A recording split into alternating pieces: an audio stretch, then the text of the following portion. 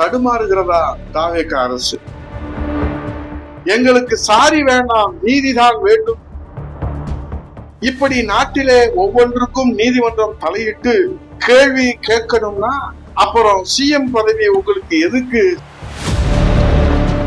தடுமாறுகிறதா தாவேக அரசு? தடம் மாறுகிறதா தாவேக அரசு? பற்றி எரிகிறது தமிழகம். தமிழகத்திலே 4000க்கும் மேற்பட்ட டாஸ்மாக் கடைகள் மூலம் தினமும் கோடிக்கணக்கான பணம் குடிகாரரிடமிருந்து அரசுக்கு வருவாயாக ஈட்டப்படுவதை நாம் அறிந்த ஒன்றுதான். இந்த நிலையிலே டாஸ்மாக் நிறுவனம் தற்போது தமிழகத்தின் முக்கிய நகரங்களில் உள்ள ஓட்டல்களில் ரெஸ்டோ பார்கள் செயல்பட அனுமதி வழங்க பரிசீலித்து வருவதாக தகவல் வெளியாகியுள்ளது.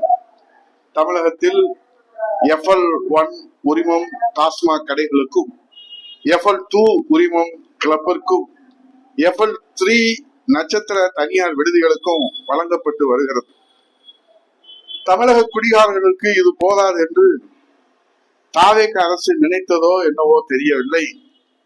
தற்போது ரெஸ்டோ பார்களுக்கான தனி உரிமம் வழங்க திட்டமிட்டு வருகிறது தாவேக அரசு.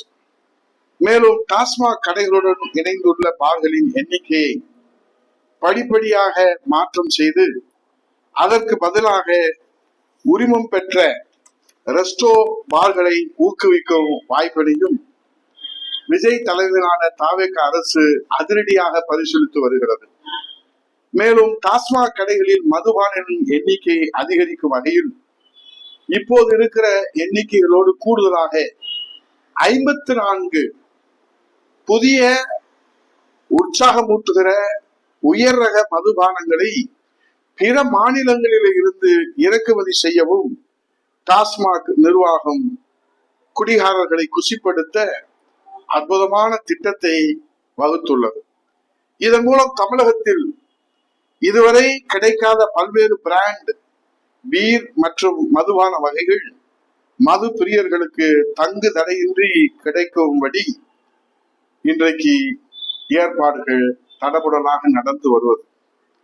நடிகர் விஜயின் மீது ஜென்சி தலைமுறையின் முரட்டுத்தனமான, ஏன் குருட்டுத்தனமான ஆதரவால் முதலமைச்சர் அரியணையிலே அமர்ந்துள்ள விஜயின் தலைமையிலான தாவேக அரசு பொறுப்பேற்றவுடன் பொறுப்போடு ஜென்சி தலைமுறையின் வறுமையை ஒழித்து வாழ்வாதாரத்திற்கு புதிய புதிய வேலை வாய்ப்புகளுக்கான திட்டங்களை உருவாக்கி அற்புதத்தை அதிரடியாக நடத்தி காட்டுவார்கள், நம்மை ஆச்சரியப்படுத்துவார்கள் என்று அன்னை தமிழகம் தவமிருந்து காத்து கொண்டிருக்கிற போது அசைக்க முடியாத ஜென்சி தலைமுறையின் நம்பிக்கையை இப்போது அசைத்து பார்க்கின்ற வகையிலே புதிய புதிய மதுபானங்கள் 54 புதிய பிராண்ட் மது வகைகளை அறிமுகம் செய்வதோடு மொத்தமாக குடும்பத்துடன் குடிப்பதற்கு வசதியாக ஒட்டுமொத்த தமிழக குடும்பங்களையும் குடிகார குடும்பங்களாக மாற்றும் அதிரடி திட்டம்தான் இந்த ரெஸ்டோ பார்களை திறப்பது. மாற்றத்தை எதிர்பார்த்த தமிழக மக்களுக்கு இந்த மாற்றத்தை பம்பர் பரிசாக அளிப்பதோடு அடுத்தடுத்து அதிரடி அறிவிப்புகளையும் கொடுத்து அசத்த போகிறார் நம்ம முதல்வர் விஜய் அவர்கள். எப்படி தெரியுமா? இனி டாஸ்மாக் கடைகளிலே சென்று மது வகைகளை வாங்குவதற்கும் குடிப்பதற்கும் குடிகாரர்கள் எவ்வளவு மிகுந்து கஷ்டப்படுவதால் அவர்களுடைய கவலைகளையும்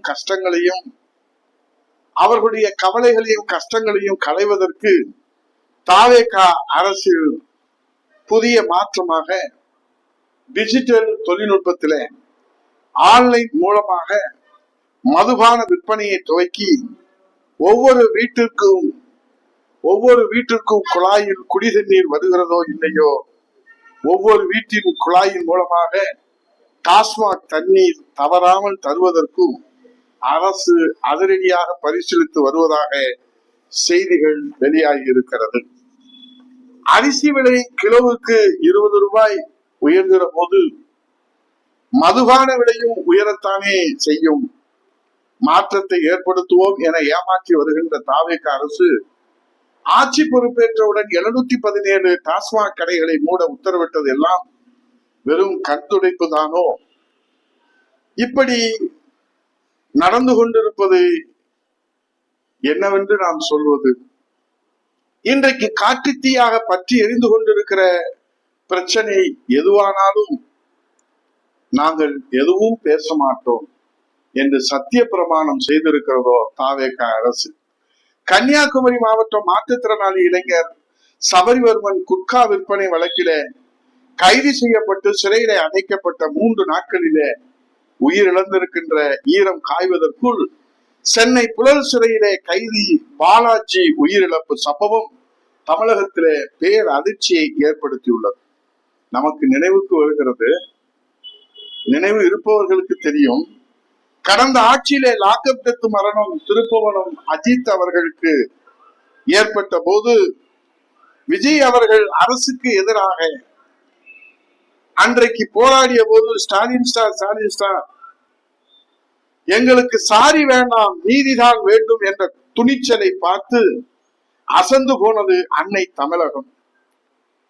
இப்படி நாட்டிலே ஒவ்வொன்றுக்கும் நீதிமன்றம் தலையிட்டு கேள்வி கேட்கணும்னா அப்புறம் சிஎம் பதவி உங்களுக்கு எதுக்கு ஸ்டாலின் சார் என்று விண்ணதிர வாய்கிழிய காட்டுக்கூச்சல் போட்டு அதிரடி காட்டிய விஜய் தாவேக அரசிலே இப்போ மௌனம் சம்மதத்திற்கு அறிகுறி என்று தற்குறிகளின் தலைவனான விஜய் அமைதியை கடைபிடித்து வருவதை பார்த்து அழுவதை தவிர வேறு என்ன நாம் செய்ய முடியும்? இன்றைக்கு பழனியிலே 100 கோடியிலே சொத்து அவசரமாக கோயில் சொத்து தனியாருக்கு தாரை வார்த்து தாவேக அரசின் தயாள குணம். இதே அரசு நிலத்தில் 50 ஆண்டுகள் 60 ஆண்டுகளுக்கு மேலே குடியிருக்கும் ஏழை எளிய சாமானிய மக்களை தயவு தாட்சியமின்றி ஈவு இரக்கமின்றி புல்டோசர் மூலமாக குடியிருக்கும் வீடுகளை தரைமட்டமாக்கி தலைமுறையவே அனாதையாக தவிக்க விடுகின்ற இந்த அரக்க குணத்தை, இந்த அராஜக செயல் மூலம் விஜயின் அரக்க குணம் இப்போது அன்னை தமிழகம் அதிர்ச்சியோடு பார்த்து கொண்டிருக்கிறது. கரூரிலே பத்திரிகையாளர்களுக்கு அனுமதி இல்லை, உள்ளே வந்துவிடக் கூடாது என்பதற்காக தகர சீட்டு அடித்து அவர்களை வெளியேற்றிய அலங்கோல காட்சி. புதிய தலைமுறை நெறியாளர் விஜயனை விசாரணைக்காக அழைத்து சென்று அலைக்கழிக்கின்ற அந்த அரக்க குணம் பத்திரிகையாளர் சுதந்திரத்தை விவகாரமாக்கி இருக்கிறார் விஜய் அவர்கள்.